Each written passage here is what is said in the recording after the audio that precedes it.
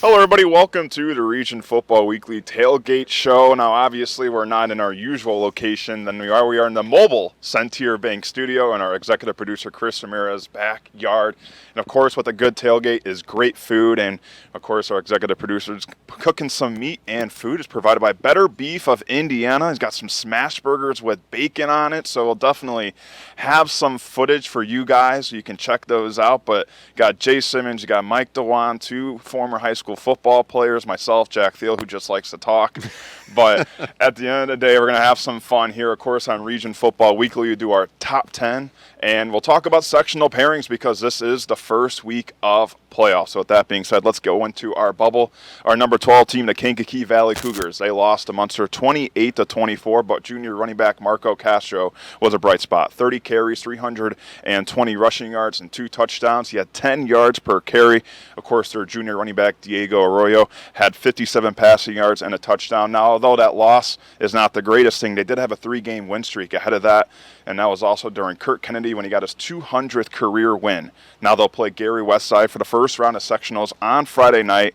These teams have played once in the last 35 years, and KV defeated them 35-12 in the 1999 sectionals. But KV, a team who's been playing a lot better than they started the year. Obviously, you look at that close game against Hobart, and although a loss against Munster leaves a little sour taste in your mouth going into sectionals, you do have your junior running back who's playing at like one of the best running backs in the area. Well, I think right now what you're looking at is a KV team that's starting to peak right at the right time, getting the playoffs. You know, it was a close game and a fumble away from probably a victory, but I think that, KV's starting to gel together. You got a junior running back coming, and he's getting into his own. I think this team could be something tough to handle once it gets playoff time. Yeah, I'm with that. I think with the game against Munster, it was in a game where it's raining all the time. We all know how last Friday went. It was a game I think that benefited them. Their passing tech is very solid. They have Lane Zander, a solid wide receiver, and their quarterback has been playing very well. But a game like that, it's tough to fumble away, literally, at home on a streak. They've been playing very well as of late. It's a tough one to swallow, but we'll see how they do in a big game that we'll talk about a little bit later on the show. But we'll see. Yeah, it's going to be a good one. Our number 11 team, the River Forest Engets, they defeated Lake Station 62-6. Now, Aiden Silva, the quarterback, he did a lot of his damage with his legs. 7 carries for 168 yards and 5 rushing touchdowns. Of course, Carlos Villagomez, their running back, 3 carries for 65 yards and a touchdown. The defense had 5 sacks as well, on a 3-game win streak where they're outscoring opponents 140-14, and they have 5 of their 6 wins where their defense has only given up 10 points or less. They play a very tough 6-3 West Lafayette team in the first round of sectionals. This is another matchup where it occurred in the 90s, back in 1990, where River Forest defeated West Lafayette to advance, or I should say to win semi-state. But for River Forest, they've got a quarterback who can do it with his legs and who can do it with an arm. And when the weather gets a little colder, you're probably a little hesitant to throw the ball as you would maybe in that September weather. And we saw from Aiden Silver, I almost called him a running back just because he had 7 carries, 168 yards, and 5 touchdowns. He's really going to be the vocal point for this River Forest team in the playoffs. Yeah, Aiden Silver, he's coming into his own again. And also, you got to think a multi-purpose quarterback like this, making it multi-dimensional. You can't really focus on the running back. You can't focus on the passing game. If you get them going, and offensively they can pump up some points, and the defense is just playing outstanding. So they're another team that's right, like we said, the bubble teams, and they're fighting to get into that top 10.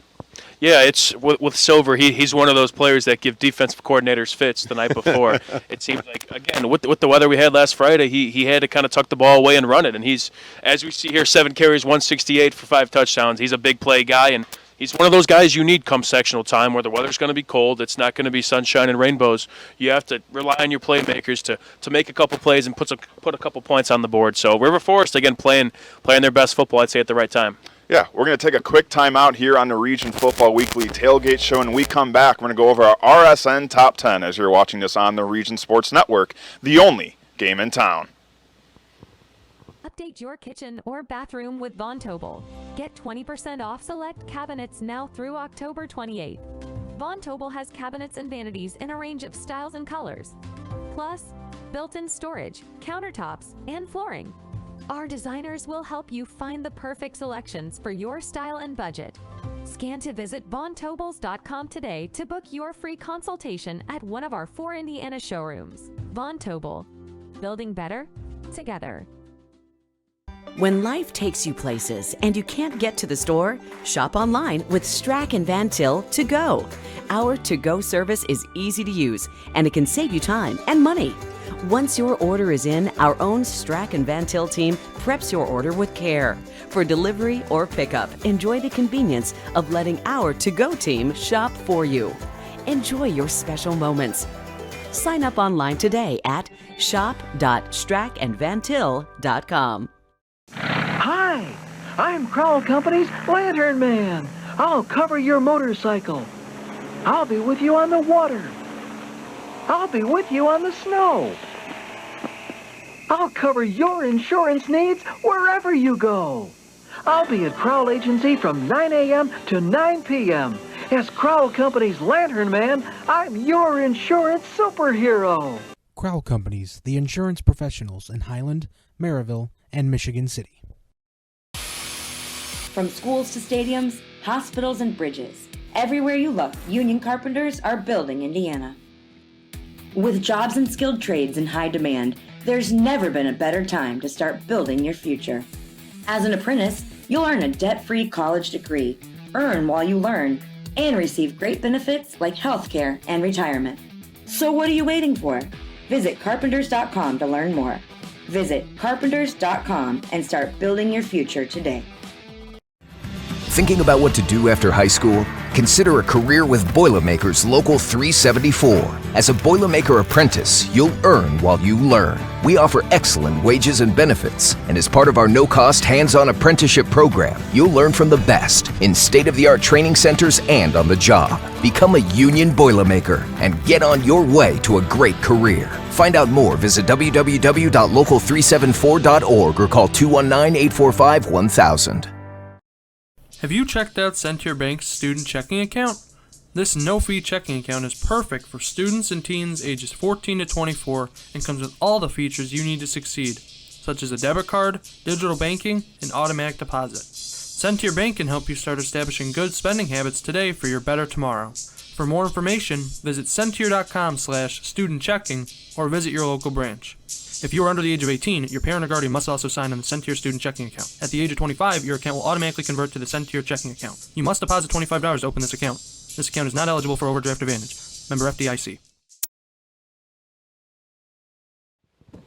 Back here on the Region Football Weekly Tailgate Show in our mobile Centier Bank studio. Thank you all for joining us. Myself, Jack Thiel, we got Jay Simmons and Mike Dewan. We just went over our bubble teams. Now it's time for the RSN Top 10.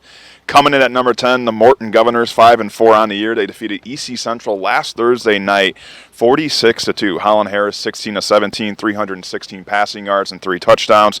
Dontrell Harris Jr. continues his excellent season, 4 carries, 95 yards and 2 touchdowns.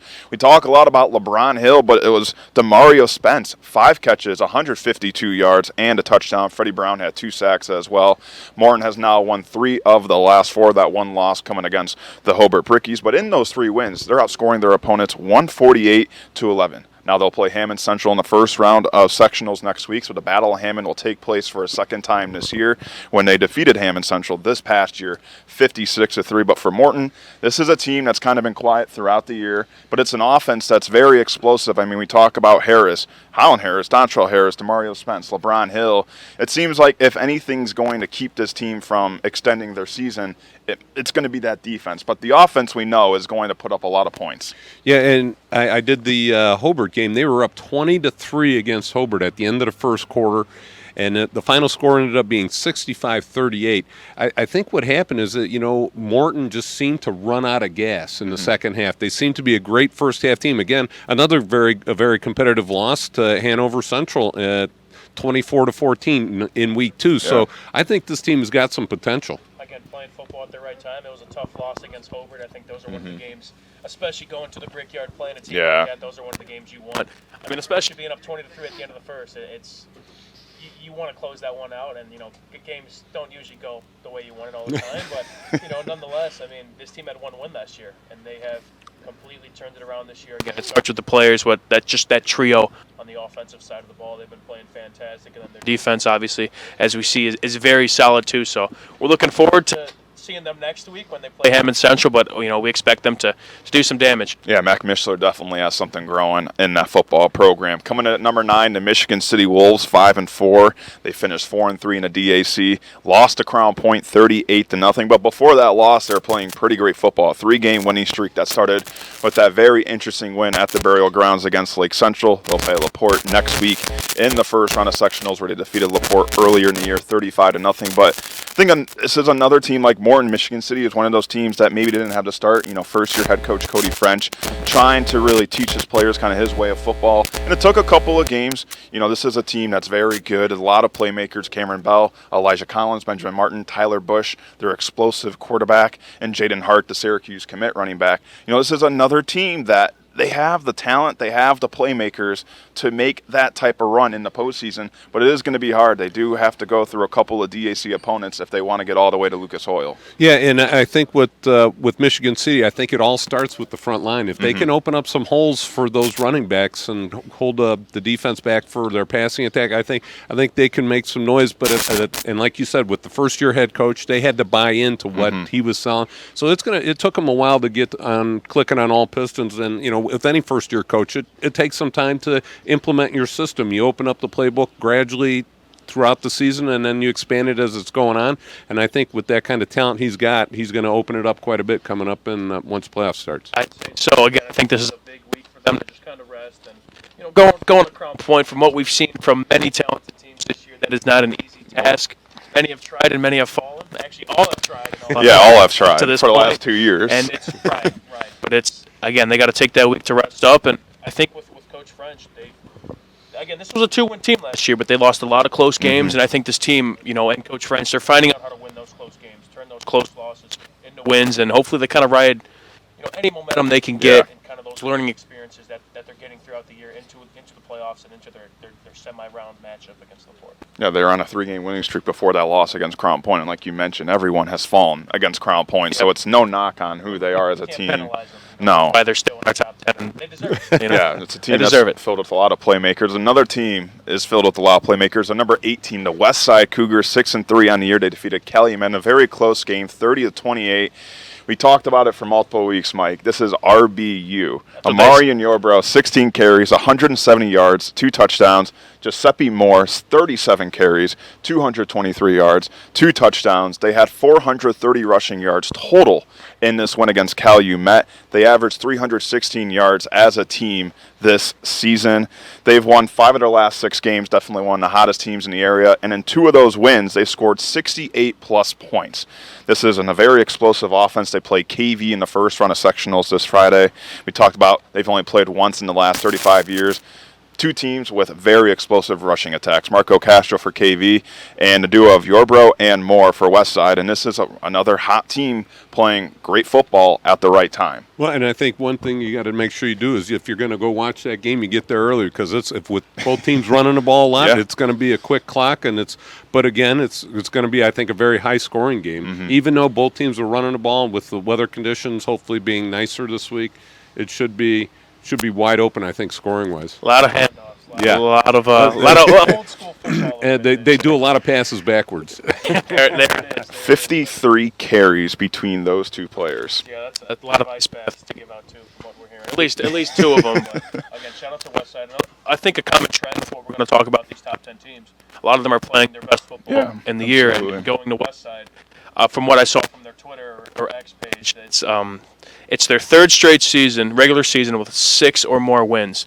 That is the first time that has happened in school history since 1968, according to their Twitter page. The first time they've strung together 3 seasons with 6 or more regular season wins. So they got something brewing over there, and it starts with the running game, as we mentioned. But again, they're a team to look out for, and that's going to be a fun game come Friday. Yeah, definitely a team that's just creeped up in our rankings. All of a sudden they were a bubble team, and then they entered the top 10 for the first time, and they look to stay in our top 10.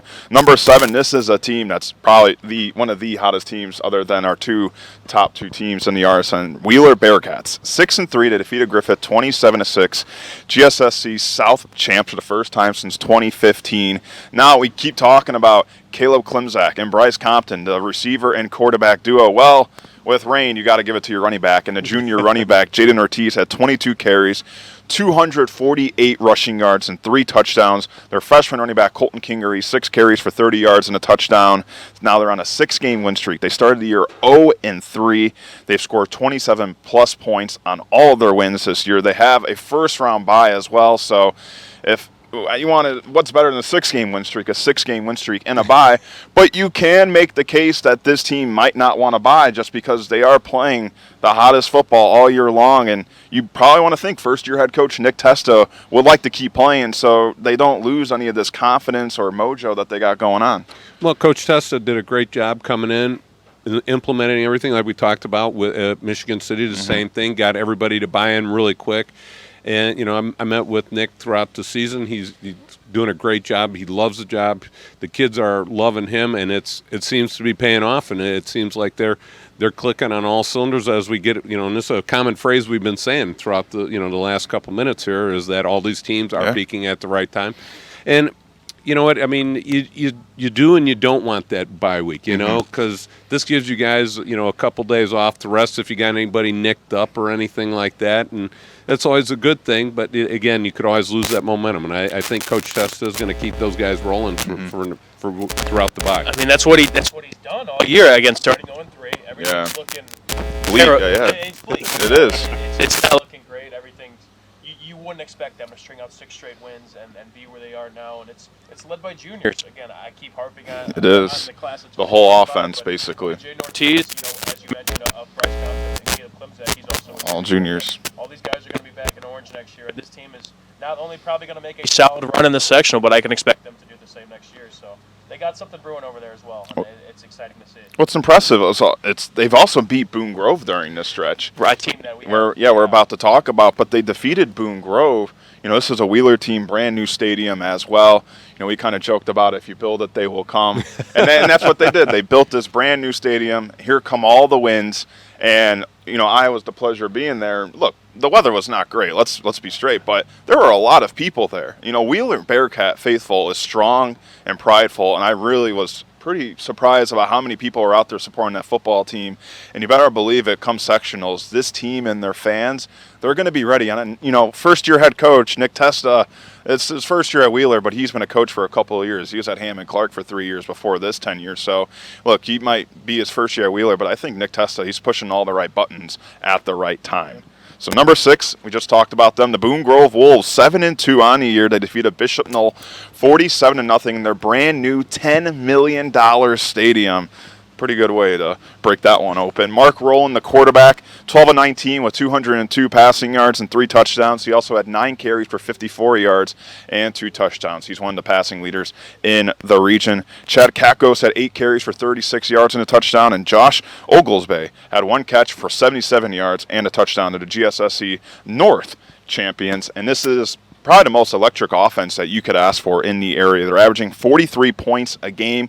You know, we kind of talked about how they got that West Coast offense, how much Mark Rowland likes to throw the football. They'll play Twin Lakes in the first round of sectionals. These teams have never met, but Boone Grove, their offense is something serious. I mean, I haven't had the pleasure of watching them in person yet, but when you look at max preps, you look at the box score, I mean, everything on the offensive side of things. And Filden, let me give credit to the defense as well in that win against Bishop Knoll. The defense had 26 tackles for loss and 6 sacks. So you want to talk, that's not the season, that's one game. One game they had 26 That's usually a fill of stats for one season. I mean, they had multiple guys with 4 tackles for loss or more. So this is a Boone Grove team who we know can play offense. The question is going to be defense, and that's one way to, you know, quiet those conversations like, can they play defense? 26 tackles for loss and 6 sacks. One of the problems with a high-powered West Coast offense is that, you know, they can have a quick turnaround. They go 3 and out, and all of a sudden the defense is back on the field. If they do some, you know, as the weather turns a little bit, I think if they do a little bit more of a short passing game instead of going deep down the field, that they'll have success and they'll be able to, you know, handle it once the weather gets bad. It's funny, we talk about West Coast offense. I heard their offensive coordinator is from North Carolina. There you go. So, you know, East Coast, huh? Yeah, East Coast. Complete other way, you know, it's funny how that works. But yeah, no, I mean, we've been talking about these guys all year. It's not much more we could say. Their offense is fantastic, and defense obviously had one of their better games of the year, going into a solid sectional that they're hoping to kind of make some noise in. Yeah, and that section is going to be at their brand new stadium, so 2 weeks in a row. Not a terrible Hopefully start better off. weather than last week to show off that new stadium, but it is one state-of-the-art place. Well, we're almost going to our top 5. We're going to take a break, but it smells amazing here at our Region Football Weekly Tailgate Show. We got meat, we got food provided by Better Beef of Indiana, smash burgers with some bacon on them. Our executive producer, Chris Ramirez, and our scoreboard man, Skibbs, are cooking it up at the grill. I'm sure that looks really good. So we're going to take a break here on Region Football Weekly on the Region Sports Network, the only game in town.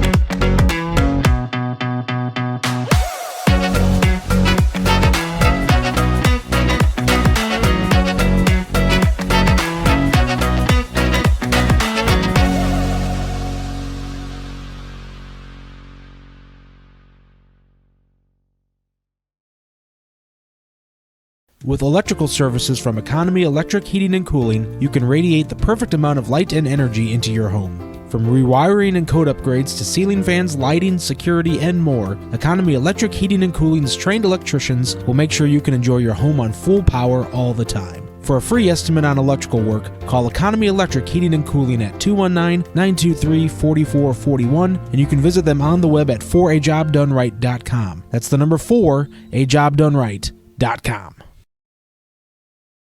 Develop skills that will last for a lifetime with an apprenticeship with the Bricklayers and Allied Craft Workers Local 4, Indiana, Kentucky. The apprenticeship and training program is committed to developing highly skilled bricklayers, terrazzo workers, and ceramic tile setters to provide the construction industry with the best hands in the business. If you are currently working non-union and want better pay with benefits, or if you think learning a new skill with a paid apprenticeship while you earn your associate's degree is the right path for you, visit baclocal4.org/training to learn more about the apprenticeship program. Are you built to succeed? For over 100 years, Burns Funeral Home and Crematory has been assisting families in their time of need. Serving Northwest Indiana, the staff at Burns Funeral Home will help guide your family in creating a meaningful ceremony. From a simple to elaborate, to traditional or unique, the caring family at Burns Funeral Home will tailor a ceremony to fit your needs. And for your other loved ones, Burns Funeral now has a pet cemetery and crematory.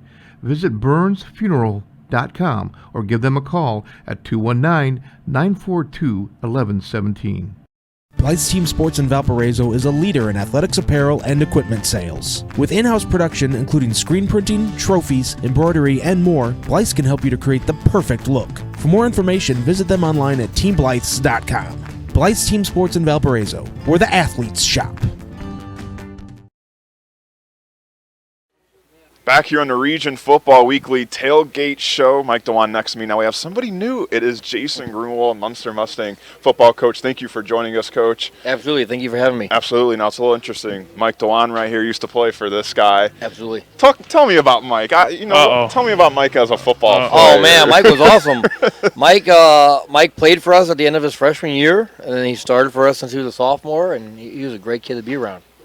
Mike, I'm blushing now. You guys might be able to see it. I'm blushing, but yeah, it's good stuff between us two. You guys, we go way back. You guys have the bye this week, Maryville next week. But talk to me how you guys are processing this bye week. Are you guys approaching it like you would play Friday night, or are you maybe taking things a little lighter just because there are no Friday night lights for you? We're not taking it like we're playing Friday night. We're like we had fall break this past week, so we're off. They're off school Friday. We played Friday versus KV our last game. And then they're off Monday and Tuesday from school. Mm-hmm. We gave them off Saturday, Sunday, Monday from football. Came back, practiced a little bit yesterday. We got out of there before 5 o'clock today. Usually during the bye week, we tend to try to do like some fun things. Okay. Kind of keep it a little light because we do have you do have sophomores and somebody JV season is over, but you still depend on those kids a lot for the tournament, and they don't have a game coming up. So we try to do a lot of fun things. Like today, we did like a little scrimmage, but then we reversed the roles. So the linemen were like skill guys, and the skill guys were like linemen. Yeah. And we just kind of did like a four-play scrimmage, let them have a little fun a little bit, and then real quick into some special teams and the offense, defense, in and out. You guys are 3-6 this year. 2 of your losses are by one possession. Give me your thoughts on how the season has been going so far. Oh man, those 2 losses by one possession, that's heartbreaking. Especially the one versus Highland was super heartbreaking. You go for 2, and and we told the kids, all week that was like, our game plan is anytime we have a chance, to win the game with the ball in our hand, we're going to take it. And so we felt very confident with the call, and we just didn't get it done. But it's heartbreaking. But and I think they kind of lingered in the next week. Going against Lowell, like I don't think they were fully even by Tuesday they're still kind of thinking about what could have been. And but it's a process. That kids they're playing hard, they're competing.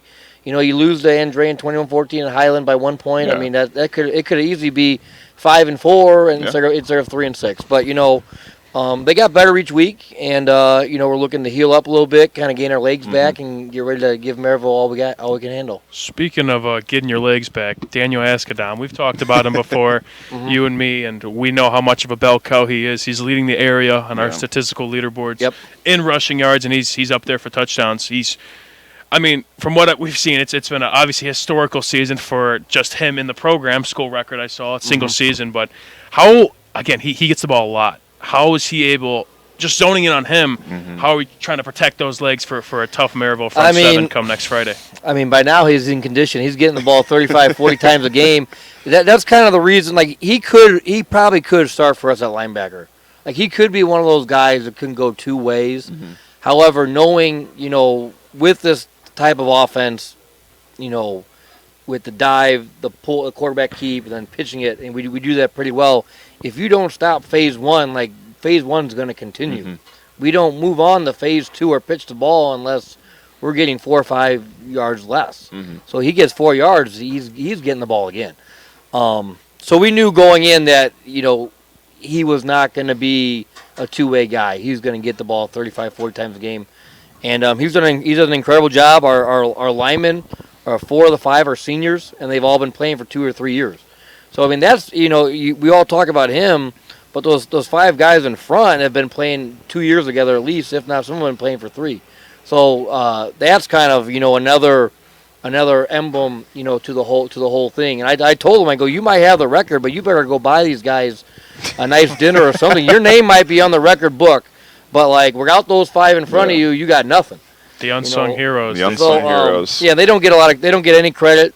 And they don't ask for it, but they've also been playing together for a while, and having 4 seniors on there is incredible too. I know you got 2 former linemen first time coaching this year too. I know Rapata, Andrew Rapata, and Alex Paula I think is helping out with the team. Yeah, 2 guys that I played with. What's that been like having kind of 2 former players that? It's like having GAs, man.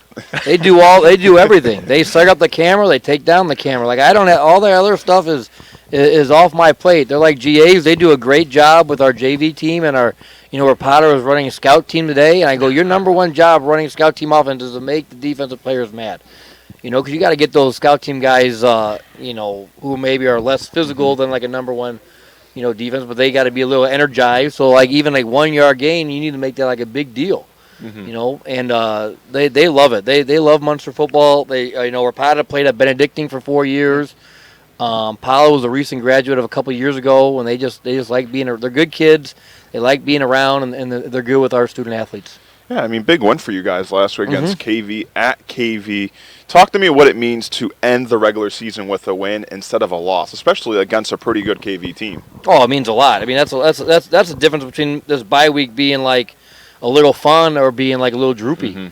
You come off, you win a close game, and we've been in close games early in the year, we just couldn't find that way to win a close game, and I was very happy that they because it got down to where we were up 21-6 at half. They came back and they made it 24-21, and then we had to have a drive to go down and score. We scored, our defense held, and it was good for those kids to see the reaction of the losses of the closer ones where they couldn't figure out, they didn't have enough, to get the W, and they finally pulled it out. Yeah. So it was nice for them. Getting that win, like you mentioned, it turns the bye week around, and you and I both 100%. kind of a part of that bye week, and you know what's ahead. So talk to me a little bit more about that, on how that win has turned this bye week around, and just kind of brought morale up as a team. It makes their mood better. They're happier. Weather gets the mood's cold. better, and they saw all their hard work pay off. I think that's the biggest thing is they saw and we ran the ball versus a very good.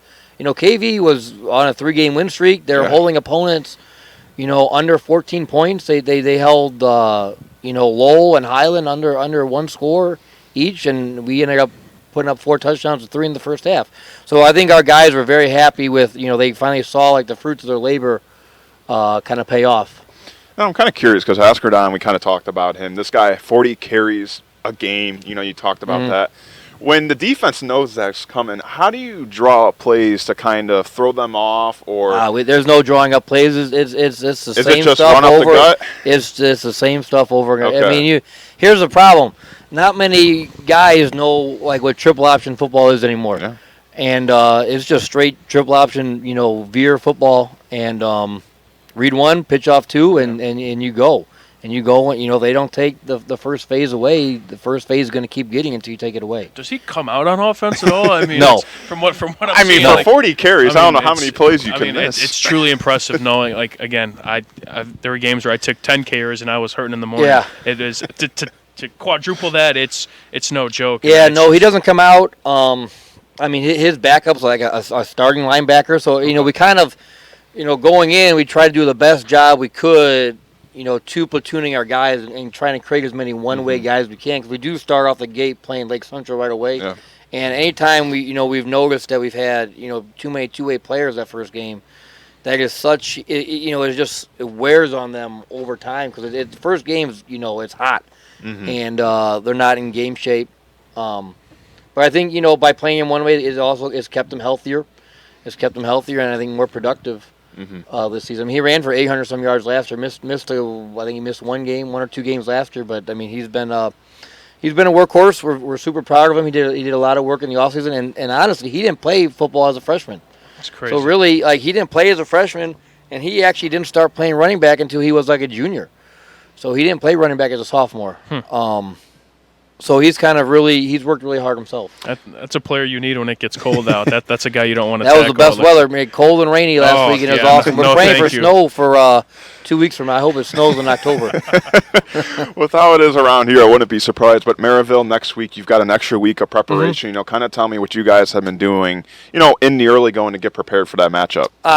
We just, honestly, offensively, we don't really change our offensive game plan. It really depends on how they line up. When you run this style of offense, people are going to show you, KV showed us 2 different fronts. They were in an odd front and an even front.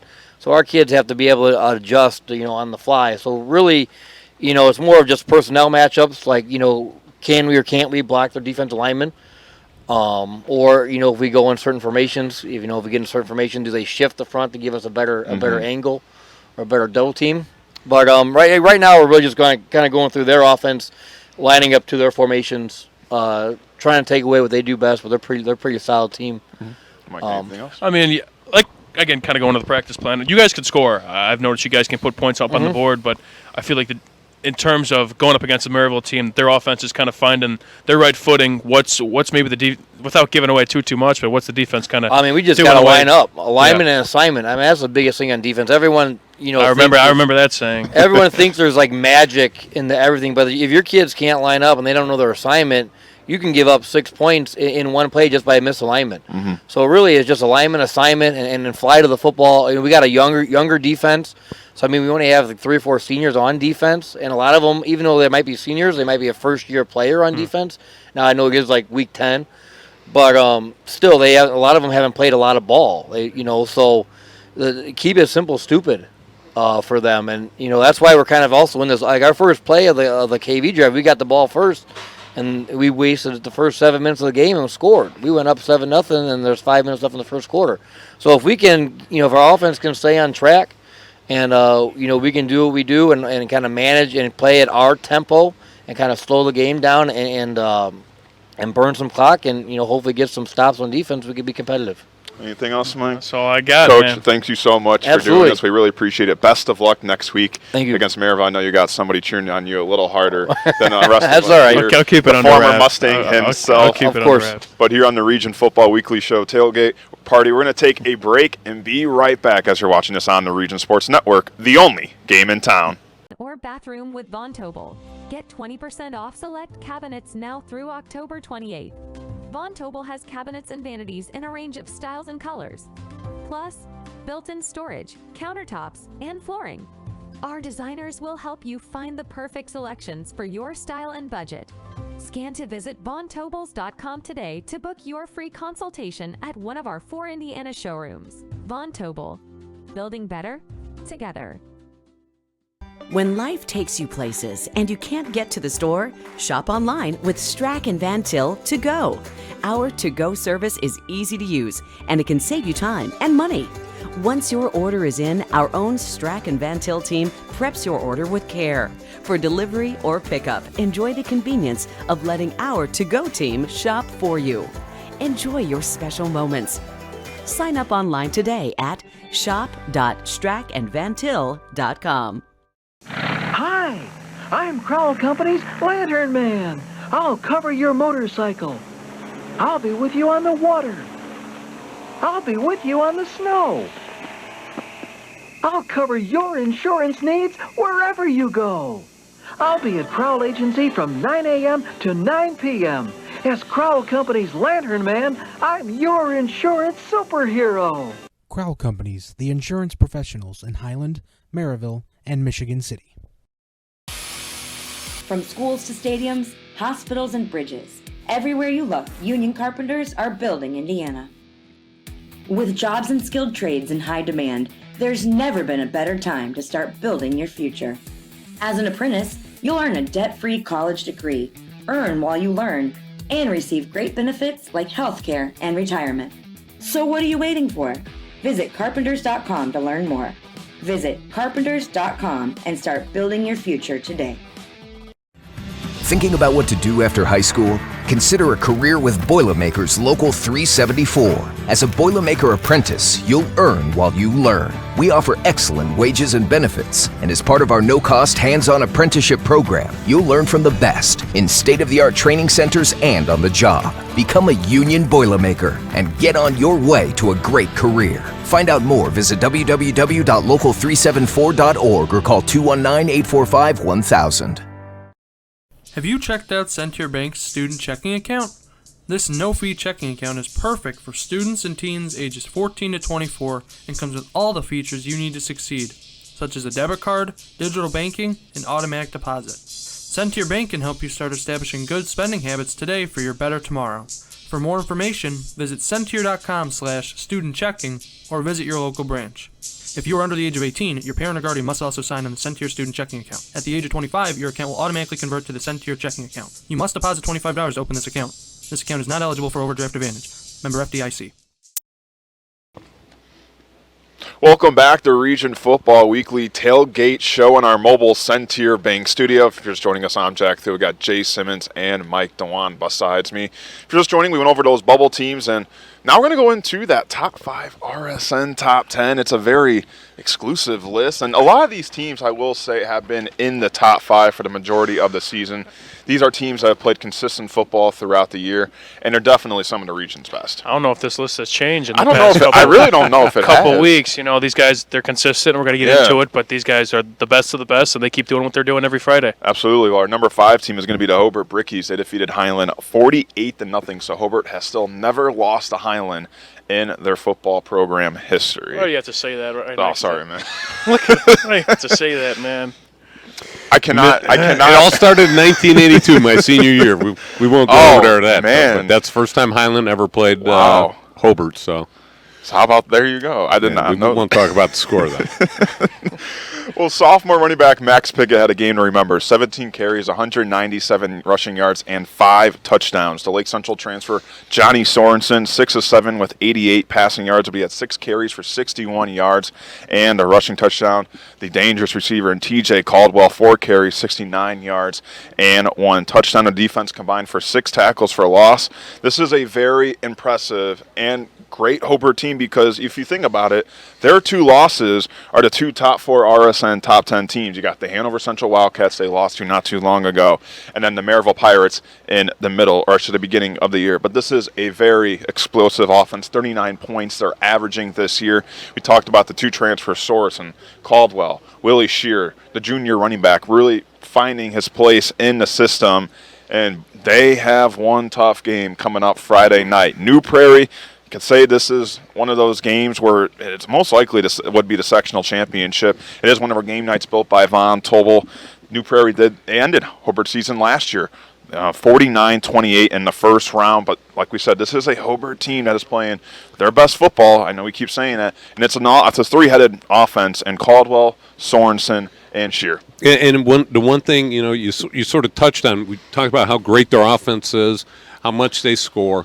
But I think the key is if they do pull out a victory against New Prairie this week, it's going to be the defense. They're going to have to slow New Prairie down. I mean, you look at 3 games, 2 of which they won because of their offense, but they beat KV 48, giving up 48 defensively. 53-48 they won that game. Yeah, and then you give up 38 against Morton, most of that in the first half, and then 31 points against Hanover. I think the defense really has to buckle down. The offense is clicking on all cylinders. I think it's where the defense can bend but not break this week. Yeah. Hey, the old adage goes, offense wins games, defense wins championships, and that's what it's going to have to be. Again, this has kind of been a shaky unit. This was a solid game for them to get back on track. Granted, the weather was not in Highland's favor, and they forced a lot of fumbles and a couple picks and sacks, and they did their part on their senior night, but it's a big test going to New Prairie. And going back to Max Pickett, he's listed as the backup running back. You talk about Willie Shear, who's been a fantastic junior running back, but he's kind of more that speed guy.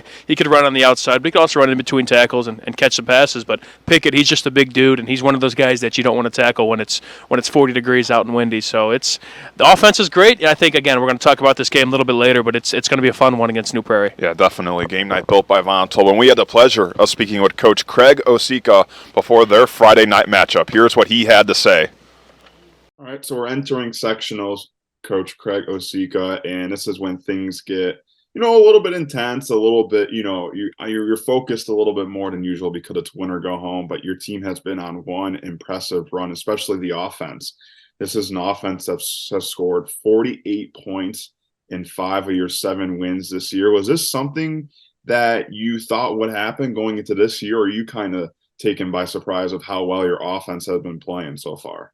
Well, I don't know. I don't know if you're ever know what you're going to expect when you're dealing with kids. I knew we had the potential to do this, and we had some of the weapons, but trying to get those weapons to gel as quickly as they did with, a new quarterback, getting TJ acclimated, getting a new running back in the system with Will. We're losing Trey and losing Noah last year, and getting those new pieces in place. And getting them up and running the way we wanted them to. It took some time, but we're pleased with where we're at. Yeah, talk about a brand new offense for you guys. I mean, you got some guys from transfer, obviously Johnny Sorensen from Lake Central, TJ Caldwell from Calumet. You talk about Willie Shear taking over that running back position. How as a coach are you trying to get the best out of them when these are 3 guys who really haven't played with one another, trying to learn each other's abilities, what they can and can't do?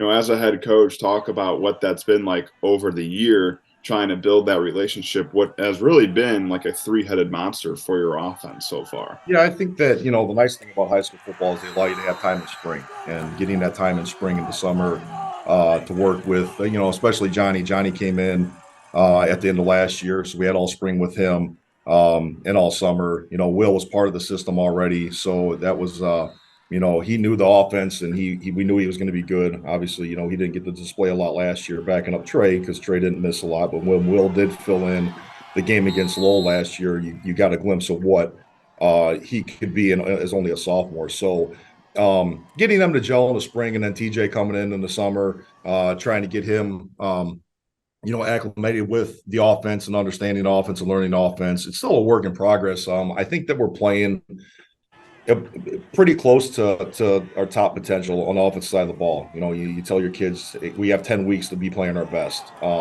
and getting those guys to gel. And you look at our receiver core. I mean, you got Aiden Leonard, you got Zach Bloom, you have Connor Stafford, you got TJ. That's a pretty good group of guys, that are solid receivers, that are good route runners, that have the potential to go deep. But then you put Will in the backfield with Johnny being able to run too. You have multiple weapons, and then when Will needs a break, we have a sophomore Max Pickett that has really stepped up, and done some really nice things too. So. Getting them to gel, with the offensive line, it takes time, but I think they've done a good job. And I think the nicest part about it is there's not haven't seen a lot of the ego where, like, hey, I'm not getting the ball, and there's pouting. It's very easily when you're trying to distribute the ball amongst a bunch of players that are talented, that have the ability to score and to gain a lot of yards. Them understanding, hey, the run game's working tonight, pass game's probably not going to be there, or hey, the pass game is there tonight, the run game steps back a little bit. Our philosophy is to take what the defense is giving us. If they're packing a box, we got to throw the ball. If they're light in a box, we'll run the ball. And we try to explain to our players that our pass attack loosens the box for us to be able to run. And then when they got to pack the box because of the run, then we could take advantage of that with our receivers that we have and with Johnny. So there's still some things that we're improving on, but we're pretty pleased with where we're at, offensively. Now going into postseason, obviously you've been here a couple of times and you know how it works. When you go home, you faced a New Prairie team that ultimately ended Hobart's season last year. What can you take from that loss last year that can help you, possibly win this week? Yeah, I think you look at it, and New Prairie, Casey's got his kids playing well, and he always does, and he's a good coach, and they're physical. And I think that you just look at some of the mistakes we made last year. We threw 2 interceptions. That hurt us right off the bat. Defensively, it didn't seem like we could catch our breath at any point. We know that we're going to have to get to the ball. We know we have to play gap sound football, and we're going to have to tackle. I challenged our kids last week to try to play a complete game, in all 3 phases, and I thought we were pretty close to doing that against Highland.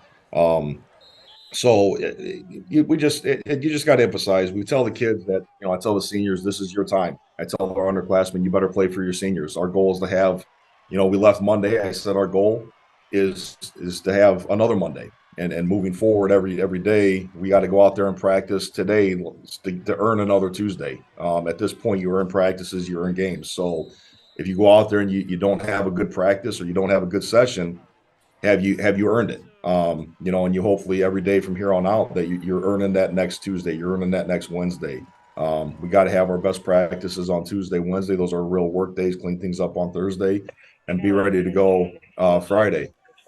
Does anything change in a regular practice week in terms of playoffs? Like, when you go to regular season, let's say last week against Highland, you're talking about, are you guys still practicing the way you would if it was this week against New Prairie, or are you changing things just due to the fact that it is sectionals?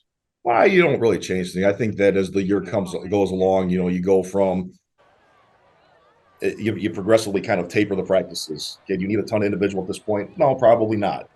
So you might have a quick individual session just to kind of get kids warmed up after the dynamic warm up.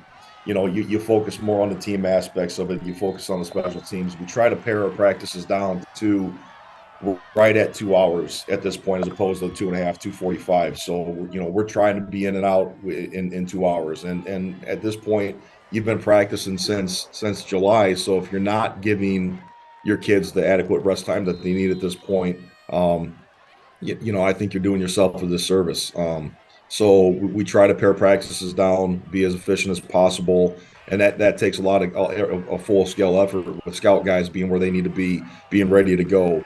Coaches being prepared. So I think the only difference is the time that you're out there. You try to pare that down a little bit and try to be under 2 hours at this point, and then as you advance in the postseason with weather getting bad and lights and whatnot, I mean, you may be out there for an hour and a half, hour 45. So you got to be really efficient with how you're practicing, and really focus on the things that you need to get done in that particular practice. Yeah. And we talked about a little bit playing New Prairie this week at New Prairie. What have you seen in the tape and, probably just maybe from other conversations about this team? This is a team that's played a region team in LaPorte. They lost to LaPorte, actually, their first game of the year. What have you seen on the tape so far? And, what are you looking most forward to in this matchup? Well, I think that you look on the tape; they're physical. They fly to the ball on the defensive side of the ball. They protect the box, and they're going to stop the run. They're going to try to force you to win the game through the air, which is difficult for teams to do at the high school level, and also in a playoff environment, depending on the weather, depending on the field conditions. So they're very sound defensively. They get to the ball. They're aggressive. They fly around. I think you look at them offensively; they're going to try to establish the run. That's their identity. They want to do that. But on the other hand, they're a very efficient passing team. They've thrown for over 1,000 yards. I don't believe they've thrown an interception this year. So they put you in a position where you have to pack the box because of what they do offensively. And it kind of puts you on an island in the defensive backfield with some of their receivers and some of the concepts they do. But again, playing your best football, being assignment sound, doing what you're supposed to do, reading your keys, not having our defensive backs eyes in the backfield. Okay, you're a man coverage or cover whatever coverage we're running at this point. You have to make sure that you're doing what you need to do. And I think that Casey's probably telling his guys the same thing. You look into the sectional draw. It's arguably the two best teams in our sectional record wise, are playing round one. It happens. You look at throughout the state, you look at Bloomington South playing Bloomington North. You look at a lot of other teams that got that first round draw where, record wise, if they're on other sides of the brackets, it might be the sectional championship game. But every sectional is competitive. And again, crazy things happen in the offseason. Weather happens. So just having your guys prepared. We played New Prairie last year. They came out and took it to us. They were a very good team last year. They're a very good team this year. We expect them to kind of do the same things that they did last year, but they do have some different weapons than they did last year, and we're gonna have to play. Once again, a big thank you to Hobart head coach Craig Osica for taking the time to speak with us. Really great to hear from him. I know it's a very stressful time this week with the first round of sectionals and obviously playing a very tough New Prairie team. I'm sure he's got his hands full, so thank you so much for taking the time and doing that with us. Now time for the number 4 team. It's the Maryville Pirates, 7-2 on the year. They finished 5-2 in the DAC. They defeated Chesterton 35-7. Dante Pope, the quarterback, 10 carries for 103 yards and 2 touchdowns. J.Q. Johnson, one of the most impressive running backs in the region, 22 carries and 109 yards. Jeremiah Jordan, 3 tackles for loss. And this is another team who has kind of had one of those impressive but quiet seasons. You talk about their only losses are the Crown Point and Valpo. They've won 5 of their last 6 games. Played Munster next week. Obviously, we kind of talked about with Munster head coach Jason Grunwald earlier in the show. But for Maryville, this is a team that after that Crown Point loss, it was kind of a reality check. They kind of walked into that game maybe thinking, look, we're one of the best offenses. Our defense has been playing well, and they took a punch. And you got to give them credit for responding the way they have. Like we said, their only loss is against Valpo since that game. And, we saw a lot of the defense step up, but now it's been that offense. It's been that duo of Johnson and Pope. That was a duo you and I talked a lot about, Mike. Those two guys were having an absolute stellar start to the season. Things got a little quiet. That's when the defense started to step up. Trey Stevens was one of those guys who's really making a huge impact. Now they come into sectionals, and like I said, this Maryville team hasn't really been getting all the noise they usually do. But here they sit, 7-2, and like we said, a lot of these bigger schools have that first round bye, and I'm sure they got to be feeling pretty good. Yeah, I did that game, the Crown Point Maryville game, and it just looked like they were disorientated. Mm-hmm. They looked like they had been reading too much about themselves in the paper, and they came out a little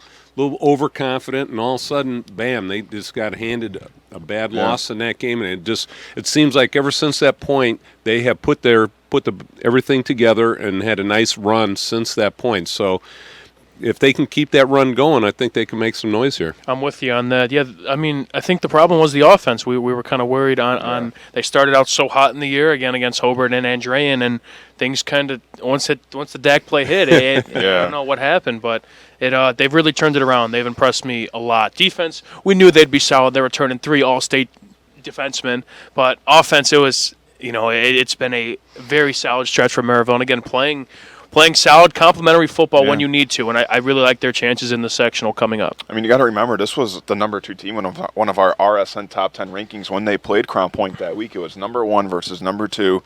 We talked about the offenses. Obviously, both offenses were averaging about 40 points per game before that matchup, and Brad Cease is one of the best coaches there are. So I'm pretty sure, when that loss happened, he looked at a lot of his players and said, if you want to be here, come Monday morning. And if you don't, then don't, because he wants guys who are going to play for them. And I think they took that. They understood what he was saying. And since then, like you said, Jay, it seems like they're showing up to every game, not, reading in the outside, the media sources, outlets. They're not reading into that. They're playing football. They're taking it week by week.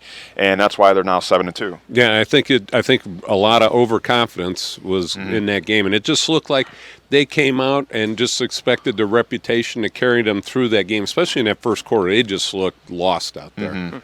Yeah, it's going to be something to see, like you said. Munster next week, our number 3 team, the Valparaiso Vikings. They finished 7-2 on the year, but finished 6-1 in the DAC. They defeated Lake Central on senior night 47-7. Justin Clark, the quarterback, he did it with his legs. 17 carries, 125 rushing yards, and a touchdown.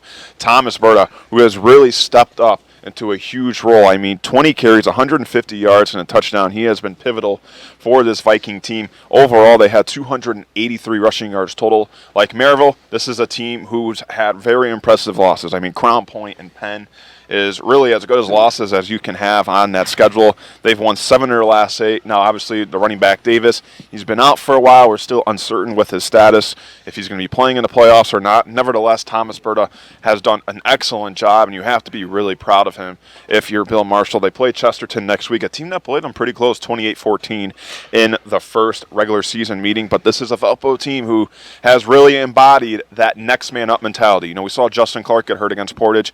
Andrew Elkhorn steps in and has a pretty good game. He played a couple of snaps as well in this Lake Central victory. So you have your backups really stepping up and doing the work. And look, we all know how Valpo did last year in the playoffs. I mean, they ran the table, they went to Lucas Oil, and they won. It's going to be a little harder this year just because maybe you're out with a couple of key players. But when it comes to playoff time, you cannot doubt this team because they did it. They did what a lot of teams can't do. Yeah, and I think one thing you talk about that playoff run they had last year, Justin Clark really stepped up his game from the regular season to the playoffs, and I think that's going to have to happen again. With relying on Berta, he's the next guy up, like you said, but I think he's just not the same type of running back that you had before. But I think as Clark steps up, they'll be fine. Yeah. And I saw them in their one loss against Penn, their loss against Crown Point. So I need to, and I saw them against Highland. So I've got a good read on them, and I think they're peaking again at the right time. They're just, like I said, they just need to get that quarterback play in check so that way they can be diversified offensively. If they can be one-dimensional, they can be beaten. Yeah. We'll see. It's good to have Clark back yes. in uniform. It was him going down last week against, I believe they played Portage, and he was out for that second half. Again, Elkhorn stepped up and kind of gave him that element of the passing attack and not much with his legs. But I really like this team, and it's going to be a nice week off for Valpo. I think they're probably going to need it. Got some guys probably banged up and ready to go on another long playoff run. This is a team that does bring a lot of guys back from that state championship year. This is going to be big for them. Like we said, Thomas Berto's been a new guy. He's really stepped up. I remember Doug Nelson telling me in one of the games he could probably start on half of the teams in Northwest Indiana, and that's how good he is. But for Valpo, and you also talk about Valpo, that offensive line is legit. Again, anybody here in this backyard could run behind that offensive line, no matter what age we're at right now. It's you're the former fullback. I know, but I'm just saying how good this offensive line is. I mean, absolutely. You know what you're getting with Valparaiso, and I mean, you just got to stop it, and they're going to challenge you to do that every single week until you can.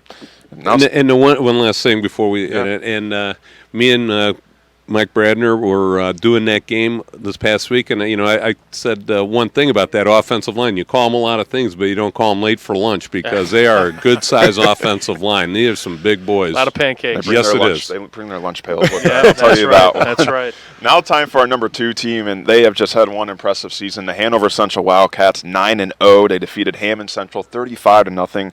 NCC champs in their first year. Doesn't get any better than that. Their second straight undefeated regular season. In fact, their last regular season loss was September 3rd of 2021. They've won 24 straight regular season wins. Obviously, that's going to continue into next year, but going to this year, Matt Kuntz, 6 of 6, 57 yards and a touchdown. Caden Verrett, he had 62 yards on 3 touchdowns. He now has 24 total touchdowns on the year. That's one of the best in Northwest Indiana.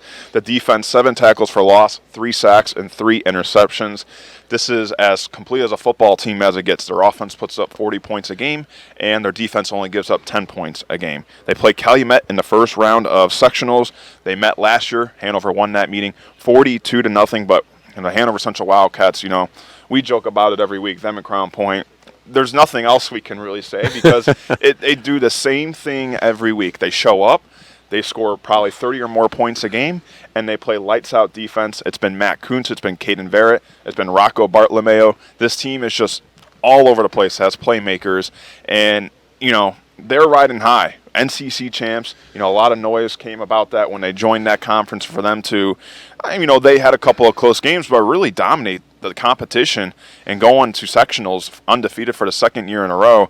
This team is riding as high as it gets. Yeah, and you talk about all those stats offensively. It's about the team speed that they have on defense. They put their offense in great position to score a lot of points because they're not on the field a whole lot. Yeah. So that's kudos to that defense. This team's a wagon from what we're is. seeing. They don't lose. You kind of ask about teams if they know how to win games. Do these guys know how to lose? It's like what they're doing as of late. It's rinse and repeat. Again, there's not much to say about our first ranked team. It's just they keep doing what they do. Yeah. And again, credit to Coach Brian Parker and the rest of his players for doing what they did this year and hopefully beyond. But I know you had a nice little talk with their coach. So. Yeah, absolutely. We had the pleasure of sitting down with Brian Parker and talking about how the season's gone and his upcoming matchup against Calumet. Here it is. Head coach of the Hanover Central Wildcats, Brian Parker. Brian, it's another undefeated regular season for your team. Obviously, a little different this year. New conference, but it seemed like it was the same Hanover Central team. You guys really played great football. A bunch of new opponents. You go into this new conference. Talk about what this season meant just because new conference, but it was still that same Hanover Central team that we're accustomed to seeing. I think it definitely meant a little bit more than it has in the past, given the context of transitioning from the GSSC to the NCC. No doubt about it. Like you mentioned, the quality of opponents. I think it needs to be stated because I've been asked this question a million times, and I feel like I've answered it a million times. Like we have the utmost respect for those programs in the Greater South Shore Conference, and some great coaches, some good teams, and. But it was definitely time to go. And, coming into the Northwest Crossroads Conference, really, we didn't do anything different in regards to our preparation. This is something that we foresaw happening 5-6 years ago when I first got here. And that was really always the goal in regards to getting into this conference. So, although we weren't in the conference, we were always preparing for the conference. I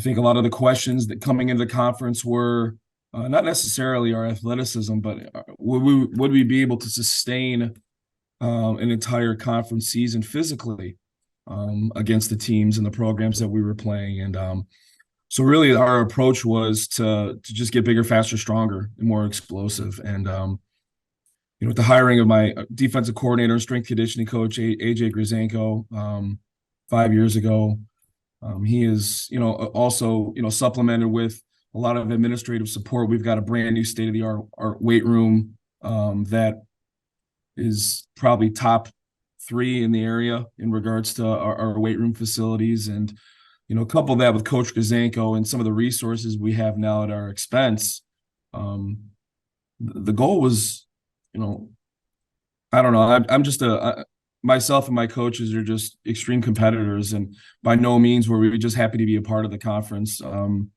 We wanted to go in full send and win the whole thing. Yeah, I mean, you guys, that's all what you did. You guys went in and you dominated most of that competition. You guys had so many of those wins where there was a running clock in the second half, and you had a couple of those close wins. I know that Hobart game was very close at the end. When you go through a season like that where you do have those dominating wins and maybe some close wins, what are you able to learn over, that stretch? Well, I never doubted our guys' physical ability to be, I knew we had good players. I knew but football is so much more than just a physical game. It is, it can just wear on you, mentally, in regards to, we tell our players all the times when they start in June, your bodies will never be the same up until Christmas time, and that's just the reality of the situation. And I knew physically we could compete. But I wanted to see how well we could respond in regards to, Hobart. We kick off to Hobart, they go right down, score 7-0, and then they kick off to us and we have to punt.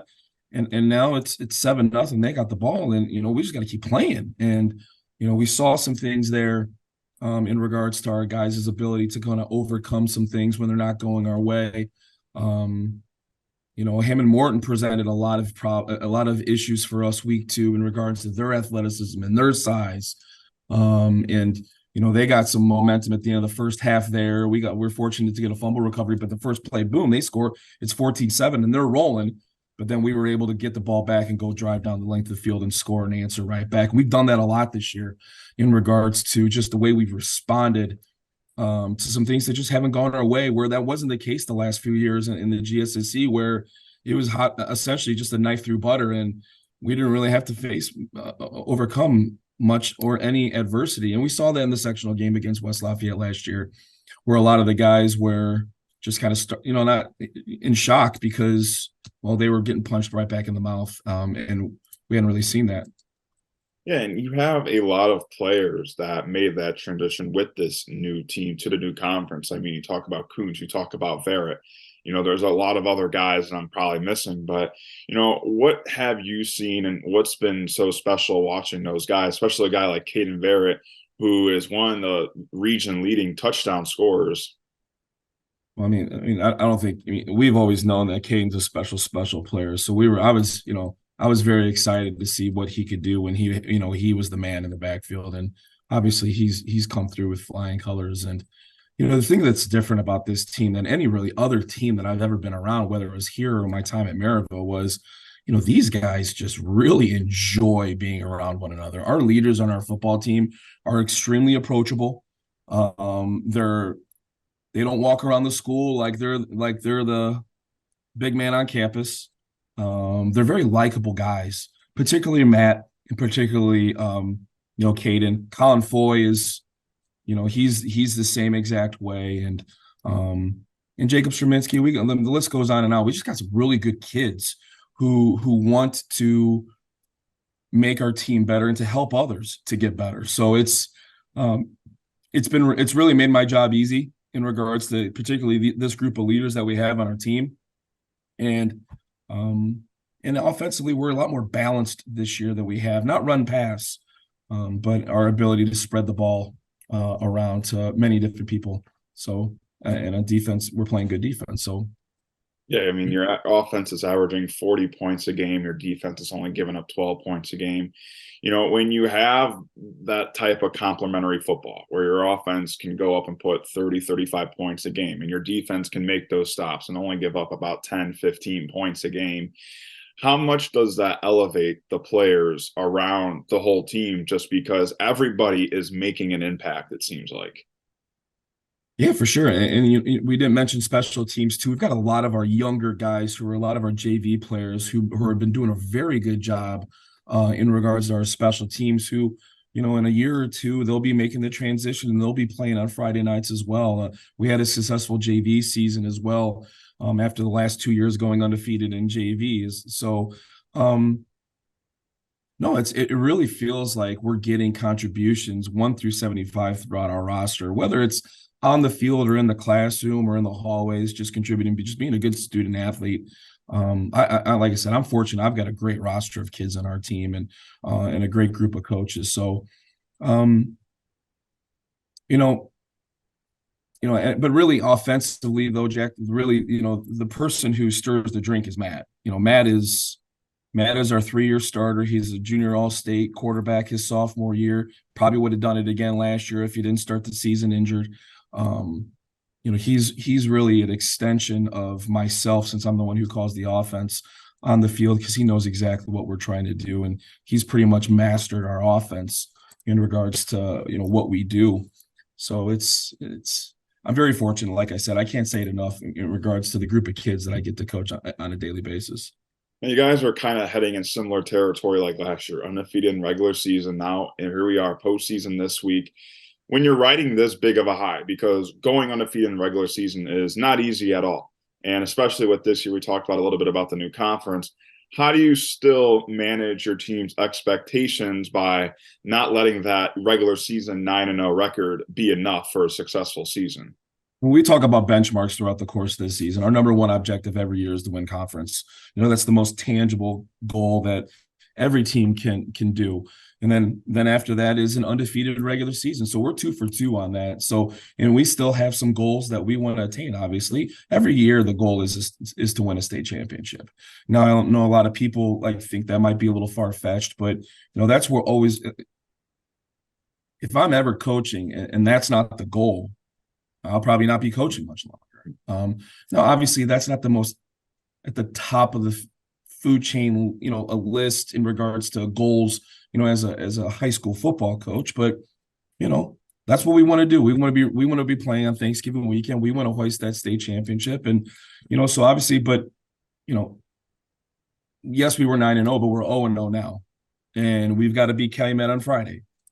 And then if we're fortunate enough to do that, then, we got to just keep going on a week-to-week basis. And as cliche as that sounds, we really harp on our guys about focusing on a week-to-week basis, Jack, and not getting too out in front of our skis in regards to that. But, we've got some goals still that we want to accomplish. Fortunately, we're 2 for 2 on the goals that we started before at the beginning of the season. And like I said, we're still working towards the other ones. Hey, like you said, Calumet this week, first round of sectionals. What have you seen in the tape? What have you been thinking about going into this matchup this week? Well, they're big. They're big on both sides of the ball up front. They've got some athleticism. I know they've got a kind of a quarterback that came that he can throw the ball pretty well, and he presents some issues for us on the outside. So, we're gonna. And we really, it jumps off the tape to you too. There's flashes of things that they do that, that can threaten. They beat Griffith, 2 weeks ago. We're in a tough one against Westside. The other, 2 weeks last week, and we just the threat level is real. We've got to do what we got to do. We can't commit pre-snap penalties on offense. We can't put the ball on the ground. We've got to tackle well and rally to the football. And we gotta play Hanover Central Wildcat football like we've done these first 9 weeks. And if we go ahead and do so, I'd like to think that we'll be on the right side of the score this week. Back here on Region Football Weekly Tailgate Show, once again, a big thank you to Brian Parker for taking the time out of his day and sitting down with us and talking about the Hanover football season and this upcoming game Friday night against Calumet. Now time for the number one team. I don't know if I need to say it. I've said it probably for the past 8 weeks, the Crown Point Bulldogs. Another undefeated regular season for them. Another undefeated DAC run for them. DAC outright champs, like we just said. They defeated Michigan City 38-0. That's now 18 straight regular season wins for the Bulldogs. You pulled this stat out, so I'm going to thank you for this. They only gave up 59 points on the year, which is average of 6.6 points per game. That is the total, is the least given up in school history. Now, this is a team, like we said, it's rinse and repeat. They know how to win. Do they know how to lose?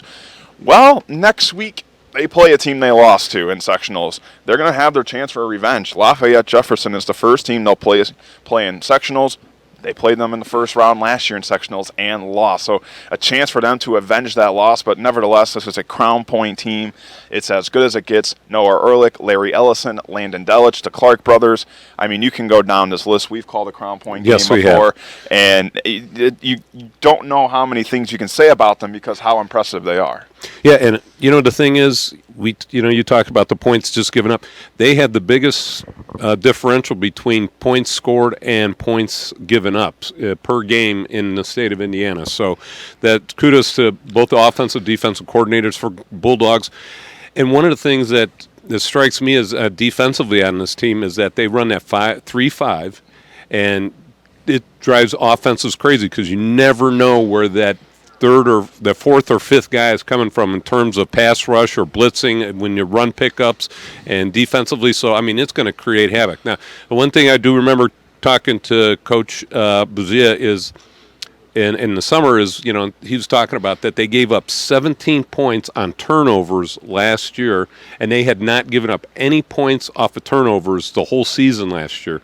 So 17 points, and one was a rip right out of the running back's hand and run for a touchdown. So, and he goes, how do you come back from giving up 17 points? And they tried their best, but it was just they're just too much of a deficit. Their turnovers just put them in too big of a hole. Yeah, it's a big bounce back game. Yeah. Every team is 0-0 going into the playoffs. It's a new season, and I know they are hungry to be back at home and to play Lafayette Jefferson next week. Again, having this bye for all teams, in the 6A and 5A and Wheeler in the 3A. It's of course you're hot, but you do want to get guys rested and kind of get reacclimated to this journey for another 6 games you got to go through on your quest to Lucas Oil. But again, that defense is sick. 6.6 points under a touchdown every game. I mean, it's unreal. I put this research in our top 10, but our beloved 85 Bears, the greatest defense of all time, gave up 12.4 points per game. So it's like puts it in perspective. So it cuts that number, almost in half. It's unreal what these guys are doing. It's again, defense wins championships, and these guys, as great as that offense is, these guys might be the ones to lead them to some hardware in this October and November. Maybe what's shown beyond the box score is that this team is deep, because you go to a lot of their games where the starters were taken out at halftime, and they still kept offenses quiet, the backups. And you and I mentioned this, but the Crown Point Bulldogs JV team had their second undefeated season in a row. So you're worried about the varsity team. Well, you got the JV kids playing very good. This is just a strong pipeline where Crown Point football is dominating the area. And if you were tired of hearing them winning, like I said, their JV team, 2 undefeated seasons in a row. And you can see that on Friday nights because, like we said, when they take out their starters at halftime, the backups, they're doing just as good out there. They're stopping guys. I mean, when we called that LaPorte game, I mean, they were just hitting us harder. They were faster out there. They were causing more havoc. So for Crown Point, we'd be able to take your starters out and have those JV guys come in and still have your defense only giving up 6.6 points per game. It's death, and that's what you need going into the postseason, just because next man up mentality. You don't get next week, you don't get the week after. No. It's only that one night. No, that's a very good point. I didn't really think of, again, with how dominant that first team is, you get guys coming in off the bench and getting quality varsity experience against Duneland competition, and it's a trickle-down effect. Whenever you see Crown Point on your schedule, no matter your varsity or JV, you're going to have a rough weekend from what we're seeing so far. And again, that program from top to bottom is spectacular, and I think we're expecting the same come these next few games. Yeah, absolutely. Yeah, I think Coach Bazia, in just the short time that he's been there, has been able to turn that program around and doing it the right way from the bottom to top. Right. He's working with the middle schools, working with the freshman teams. He's working very hard to get everybody involved in that program. Yeah, we're not done here on the Region Football Weekly Tailgate Show. We got one more segment. It's going to be our games to discuss. That's one of my favorite parts of the show. And we're going to do that right after this break as you're watching this on the Region Sports Network, the only game in town.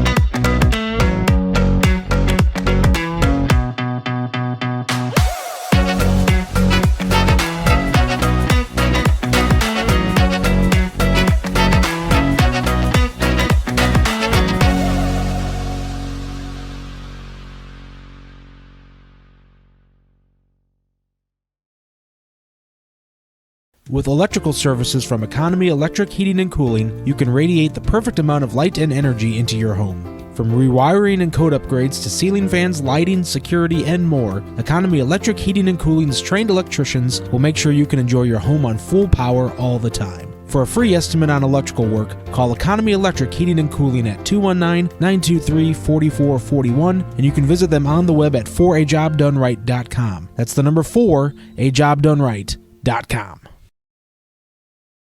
Develop skills that will last for a lifetime with an apprenticeship with the Bricklayers and Allied Craft Workers Local 4, Indiana, Kentucky. The apprenticeship and training program is committed to developing highly skilled bricklayers, terrazzo workers, and ceramic tile setters to provide the construction industry with the best hands in the business. If you are currently working non-union and want better pay with benefits, or if you think learning a new skill with a paid apprenticeship while you earn your associate's degree is the right path for you, visit baclocal4.org/training to learn more about the apprenticeship program. Are you built to succeed? For over 100 years, Burns Funeral Home and Crematory has been assisting families in their time of need. Serving Northwest Indiana, the staff at Burns Funeral Home will help guide your family in creating a meaningful ceremony. From a simple to elaborate to traditional or unique, the caring family at Burns Funeral Home will tailor a ceremony to fit your needs. And for your other loved ones, Burns Funeral now has a pet cemetery and crematory. Visit burnsfuneral.com or give them a call at 219-942-1117. Blythe's Team Sports in Valparaiso is a leader in athletics apparel and equipment sales. With in-house production including screen printing, trophies, embroidery, and more, Blythe's can help you to create the perfect look. For more information, visit them online at teamblythes.com. Blythe's Team Sports in Valparaiso, where the athletes shop. Welcome back to the Region Football Weekly Tailgate Show in our mobile Centier Bank Studios. Jack Theo, Mike DeWano. Now we got Rick Novak sitting beside me, so another former high school gridiron player. Two football guys and just me, feeling a little... Someone's got to be the black sheep of the group. Honorary. Yeah. Well, we're going to do our games to discuss. Of course, Mike DeWan over here has been doing it all year long. He was 15-5 last week. He went 4-0 on all the games we talked about. Now he's 19-5 overall. I think that's your third undefeated week this year. I know my football, man. Dr. Locks, that's what you call yourself. With the weather, I know my football. That's it. Let's just keep it going. Well, we're going to go over some of the sectional pairings, and then we're going to talk about some of the games highlighted. And, of course, one of them is going to be our game night built by Von Tobel, which is Hobart at New Prairie. So the first one, Bowman Academy, will be at South Newton, Pioneer at North Judson, Triton at North Newton, Culver at South Central. That's, of course, part of the 1A, sectional 41. 2A, sectional 33, Wheeler. The Bearcats have the bye. They're one of our teams in our RSN top 10. Bremen at Hammond. The winner of that game will play Wheeler. And we'll talk about this one, the Andrain 59ers at LaVille. LaVille is one really good football team, 8-1 on the year. Over the last 35 years, Andrain has won both of the matchups. Last one came last year in the sectionals, 28-6. This is an Andrain team, obviously, we've kind of talked about trying to build their way up. Obviously, they lost a lot of guys last year to, maybe transfer or graduating. LaVille 8-1 on the year. This should be a good game. This is an Andrain team who does like to fight, although the record may not be where they want it. It's a team that's going to play all four quarters. No, it is. I mean, they prepared themselves with a great schedule. Yeah. I mean, you look at the record 3-6. It's not very impressive. But then you look at the teams they played: Maryville, Valpo, Bishop Chatard, who's one of the best teams in the entire state, and then that NCC conference slate. They've really prepared themselves with great competition to prepare for a run in the 2A tournament. LaVille 8-1, but you got to question, is it the same type of competition that Andrain has played, to be honest? They've played a good schedule. They play teams like Knox, North Judson, some good teams down there to the southeast of us, but still probably not to the caliber of Andrain, if we're being honest. These teams have met the past 2 years in regional, and then last year in the sectional opener. I mean, LaVille was undefeated both of those years, I believe, and Andrain ended their season. So these guys are going to come out. They're going to want blood from the 59ers. They're going to want to win this game badly. They got it at their field. The past 2 years have been at Andrain. So I'm expecting a good game here. Two teams that have built a little bit of a rivalry in the past few years. Do you have a prediction by any chance? You know where Oh, you're I'm going? taking the Well, Niners. where do you Come think on. he's going? Come I had on. to ask. Come on. I man. had to ask. Come on. Let's be real, guys. Come on now, but Come on. I got to roll with the guys. Come on you now, know. but going off of that, yeah, the Bills got some dudes though. I mean, again, we question maybe these opponents that both teams have kind of played. It's kind of different competition in both areas of the state. But LaVille naming some players. Cody Allen has 761 yards on the ground with 11 touchdowns, and Lucas Plummer has 940 passing yards and 328 rushing yards, along with 11 touchdowns of his own. But I mean, I'm not going to sit here and pick a non-region team, especially when an Andrean 59er is sitting arm's reach from me. Crossing schools. It's left and right no, today. I mean it's again, we're rooting for Northwest Indiana. Yeah. And, I think Andrean gets. I think they're just different in when postseason hits. Again, they are a 2A school, but they don't schedule 2A 2A opponents. They have a tough schedule all the time, and they built themselves for this for these runs. So give me the Niners going to LaVille and taking care of business.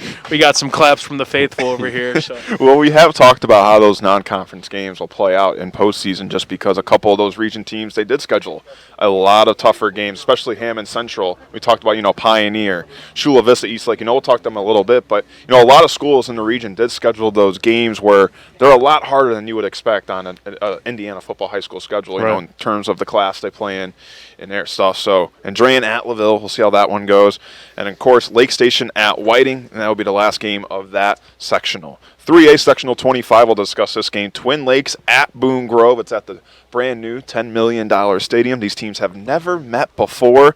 Boone Grove, we know about their electric offense. Mark Rowland, he is just, I don't know. There's so many words you can say. Rolling. He is. He's rolling. I mean, the way he throws the football is something you don't see in Northwest Indiana too often. I mean, this quarterback is a serious problem behind center. Twin Lakes will probably have their hands full because this is a Boone Grove team playing at home in a brand new stadium, but it's also a team that can put up 50, 60 points whenever they want.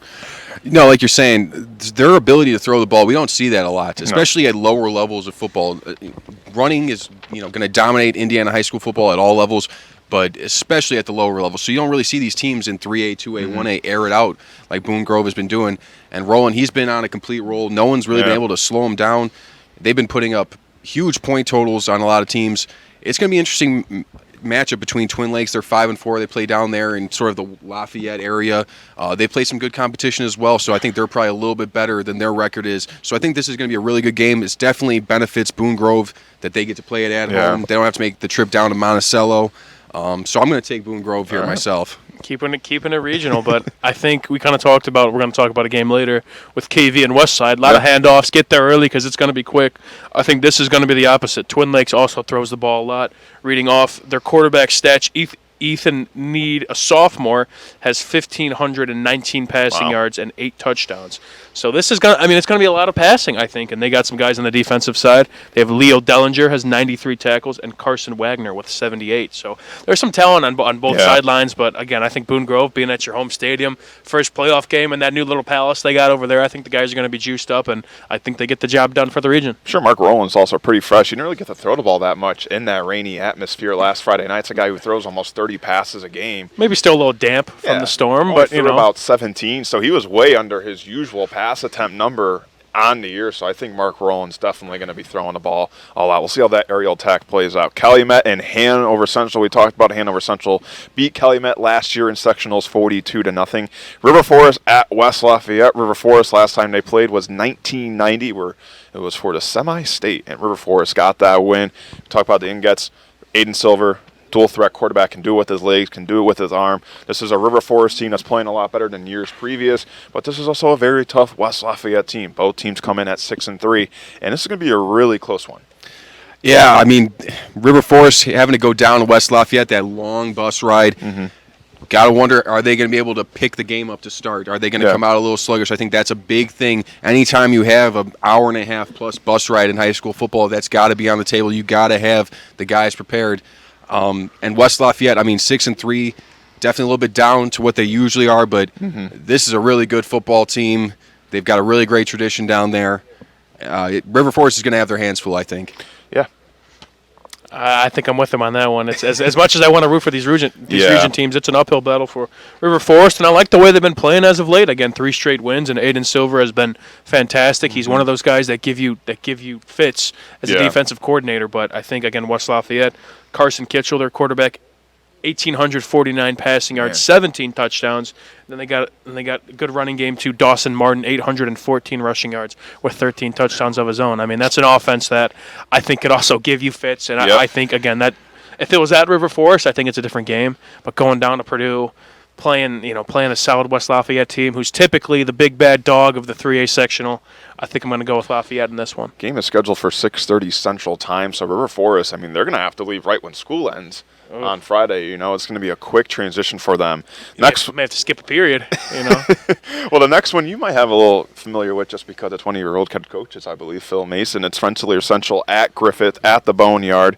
Griffith won the last meeting 28-21 in the 2016 sectionals.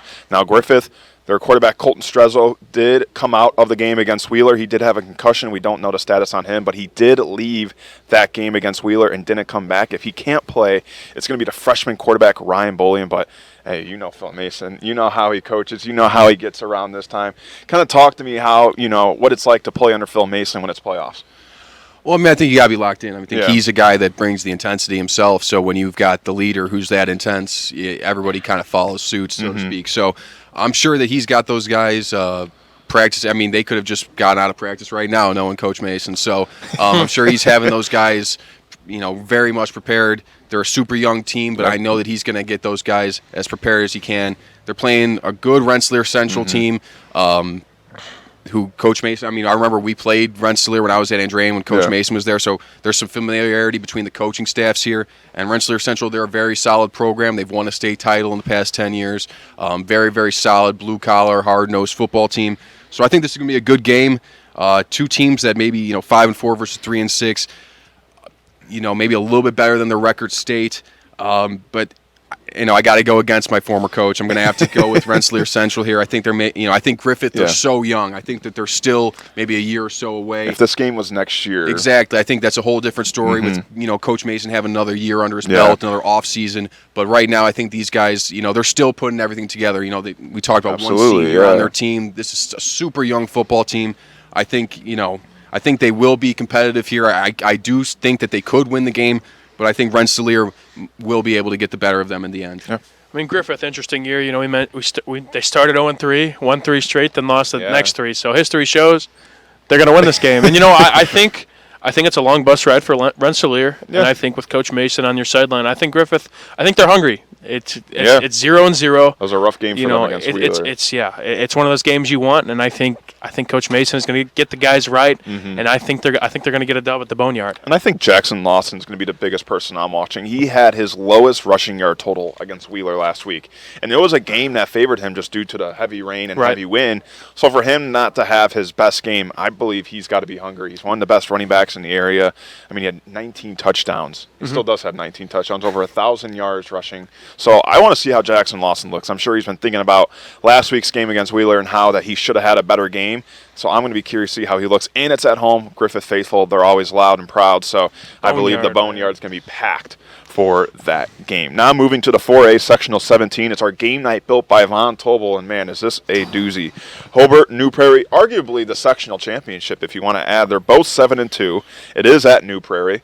Hobart's season ended last year to New Prairie in the first round of sectionals. Now we know about Hobart, how this team has played over the years, and especially this past year. You have the losses to Hanover and Maryville. For New Prairie, they lost to LaPorte the first week, and it's weird to say that because this is a 7-2 New Prairie team. LaPorte obviously not having the year they want to have, and they lost to Penn. So both teams have been battle-tested throughout the year. But, man, it's as good as it gets. And for the first round of sectionals to have these two teams playing, this is going to be one great football game. Oh, it is. I mean, you gotta love the blind draw, right? I mean, arguably the 2 best teams in the sectional are going to get to go at it right away. And, I got to call the game last year, the sectional championship between Hobart and New Prairie, and New Prairie had a very good team last year, and they kind of jumped on Hobart, and it wasn't really even as close as 49-28, to be honest. I mean, it was a shellacking, and Hobart, I'm sure that they've been thinking about that for the past year, and it was last year the game was at Hobart. Now it's at New Prairie. Hobart has some revenge to be able to go and end New Prairie season on their home field. Absolutely. The sweetest revenge possible. So it's going to be a good one. You have both of these teams, I think, kind of have the same MO. They're kind of explosive offenses. I'm going to take Hobart here. I think that they've been battle-tested. I think they've got some good players, and I think that they want this, and I think they want this real bad. And motivation is one of the kind of biggest X factors for high school football, and I think they've got all the motivation they need. I think their defense, again, that's kind of thing in question with Hobart. We know how good their offense is. You know how deep their offense is. But defense, for them, there's some shaky spurts. And for last week against Highland, it was a fantastic performance. Granted, it was in pretty harsh conditions for any offense, but they forced turnovers, got some sacks, got some big stops, and made those plays to help set up their offense. But they're going to have their hands full against New Prairie, and they have a dog at quarterback, Marshall Kamisic. He's got 1,019 passing, but 820 rushing yards and 22 total touchdowns on the season. Those are one of the players you kind of want on your sideline if you're New Prairie, but something about it, man. I just think Hobart kind of gets their revenge. They go on hostile environment, long bus ride, 8 o'clock game Eastern time, so that kind of throws them off their rhythm maybe a little bit. But I think Hobart, they want to rip that Band-Aid off early, get these guys out the way, and move on to hopefully a long playoff run for the Brickies. But I think they have the firepower on the offensive side, and I think their defense is starting to kind of get it together at the right time of the season. Obviously, that shutout win against Highland is a great way to start. Yeah. And this is a team, though, that has a lot of guys who weren't even on that team last year that lost to New Prairie. I mean, you look at Johnny Sorensen, comes from Lake Central. TJ Caldwell comes from Calumet. Willie Shear, he didn't play as much. He was kind of the backup. Max Pickett didn't play as much, obviously, either. So you got a couple of guys on this Hobart team who might not remember that sting from last year, but you could also argue this is a more talented team because Johnny Sorensen can do it with his arm, he can do it with his legs. TJ Caldwell is as good as it gets on the outside, and I mean, you talked about it all year. Willie Shear, I mean, what a season he is having on the ground. Go to a game against Morton, he had 41 carries and over 200 rushing yards. Hurts, man. And then you go to Max Pickett, the backup, 5 rushing touchdowns last week. It's as deep as this team can get. And I mean, as young as these guys are, or as X amount of years they've been on this, the few amount of years they've been in this program, I think with Coach Osika and the rest of the Bricky faithful, I think it's instilled in these guys early that playoff football for Hobart is the most important thing. Yeah. And they take it so seriously. I mean, I've covered, in just my 1 year here, I covered a lot of games at Hobart, and it amazes me no matter rain or shine. I mean, it's a packed house, and this is the best time of the year for Bricky fans. And Hobart's, I mean, they're looking to add more to that trophy collection with a big game against New Prairie. And I'll ask you both of this question because you've played in high school football. When you play a team in the playoffs that ended your season last year, and if you do have that example, kind of take me through it as a player when you know that you're going to have to play them. You know that taste that happened when you lost, last year and your season's over. Kind of take me through that as a player, and you see them next year. And there they are in the bracket, and you get a chance to play them and get your revenge. As a player, take me through that. Take me what you're thinking going into that Friday night. Well, I guess I don't have a exact one-to-one, but my sophomore year in semi-state, we lost to Bishop Lures and Jalen Smith. They're a very talented team. And then my senior year, we ended up playing them in semi-state again, and we beat them that time. And I think going into that game, it was about Andrean specifically. We had that kind of MO of you play for everybody that came before you and after you and everything, so to speak. And you want to win these games for those guys that aren't there anymore. And just for yourself, too, because all these guys on not everybody on Hobart, obviously, but still a good portion of their team was on that team last year and was on that sideline when they lost. So, I mean, it's a big motivating factor, I think. It's whenever there's familiarity between two teams, especially playoff familiarity where every game is win or go home. Of course, if you lose to some guys, you're out for blood next time. I mean, that's 100% sure. It's immediate bulletin board material, I'd say. You're almost kind of itching to see that sectional pairing just to know when are we going to play this team.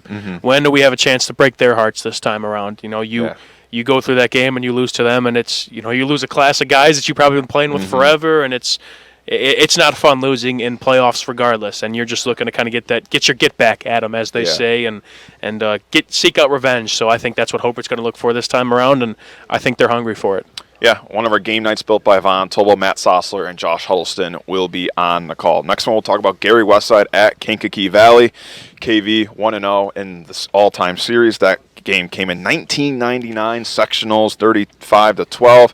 If you like watching rushing, this is your game. You have Marco Castro, the junior running back for Kankakee Valley. He had over 300 rushing yards in that loss to Munster last week. And then you go to Gary Westside. They call themselves RBU. Giuseppe Moore, Amari, and Yarborough, I mean, it combined for over 300 rushing yards, I think, for the past 3-4 weeks. I mean, this is a team that averages 315 rushing yards a game. So like I said, if you like running the ball, you like quick football games, this is your one. Yeah, it's two teams who want to play smash mouth. I mean, that's for sure. I mean, you look at Gary Westside first year in the Greater South Shore, they go 6-3, pretty respectable.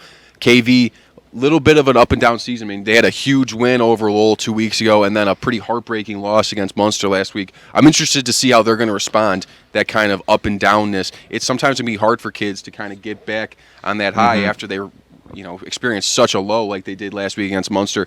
I think this is going to be a good game.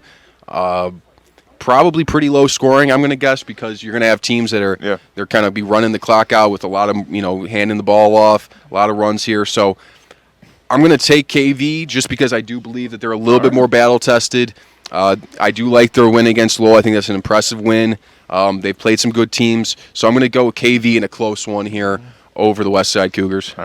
Being at home helps. That's not a fun drive to KV. Yeah, definitely. That's a long bus ride, but it's trench warfare. I mean, with how many handoffs there's going to be in this game, it's a lot of offensive line and defensive line play, and I think KV kind of benefits at that. Being at home, you're not really going to be probably as sluggish maybe as the West Side team on that long bus ride, but I think they also have the coach to kind of lead them to. They know what playoff success takes and what he's kind of done with this program. Yeah, they're hungry for a win, but I think they're due for one. I think they get it done at home, but I also think KV, they kind of have an element to their game where they could throw it a little bit. I know Marco Castro's kind of up there for passing yards, and Lane Zander's his number one guy who could do it through the air and also on special teams. He's kind of a dual threat guy, if you will, and I think those are kind of the pieces they need to triumph over this West Side team that's pretty hot right now. Yeah, we've seen KV throw the ball a little bit, but West Side, we've never seen that passing game really evolve. So it's going to be curious to see if they have to go to that game. How does it look? The last game in that section will be East Chicago Central at Highland, and then, of course, Culver Academy at Lowell at the Inferno. We move over to the 5A Sectional 9. These games are next week, of course, so these teams do have the bye. Munster at Maryville. We talked about with Jason Grunwald early in the show if you missed that, and then Morton at Central, the Battle of Hammond. Once again, we go over to 5A Sectional 10. Michigan City at LaPorte. Michigan City won the earlier matchup in the regular season 35-0, and then you have Valparaiso at Chesterton. Valpo won that one 28-14. Then you go to Sectional 1 and 6A. Portage at Lake Central. Battle of the Indians. Lake Central won that first matchup. Lafayette Jefferson at Crown Point. Those teams haven't faced off this year, but played in the last year of the first round of sectionals, and Lafayette Jefferson got the best of the Bulldogs. Well, that's going to do it for our games to discuss. Mike, you have some competition this week. Usually it's just you picking the games. You got Rick Novak over here picking some I think we picked all the same ones, except it's Rensselaer and Griffith is going to be the tiebreaker. Iron sharpens iron. That's what they say, so well, you already know. I want to have a big thank you to Better Beef of Indiana for providing all the food here at our tailgate party. Those smash burgers they're fantastic. With bacon were fantastic. Of course, a big thank you to our executive producer, Chris Ramirez, our operations manager, Rich Castillo. Of course, Sentier Bank Studios being very mobile right here on the road, Sentier Bank is. But a big thank you to all you, the viewers. And we hope you get ready for tomorrow night. Once again, our game night built by Von Tobel, Hobart at New Prairie. And, of course, we'll have a bunch of studio shows for all of you guys watching either on Facebook or YouTube. But for myself, Mike, Rick, and of course Jay, who joined us earlier, a big thank you to everybody watching, and have a great night as you're watching this on the Region Sports Network, the only game in town.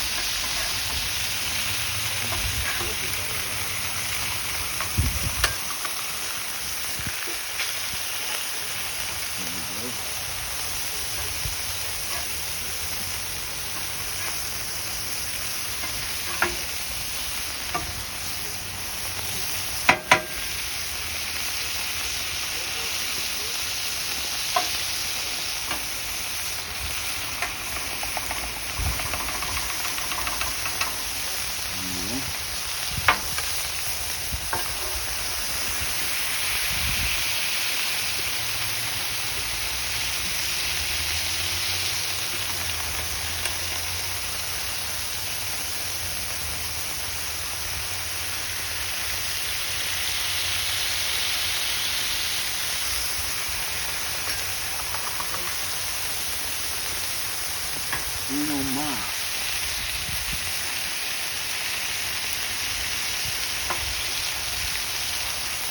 You get the hang of it though. There you go.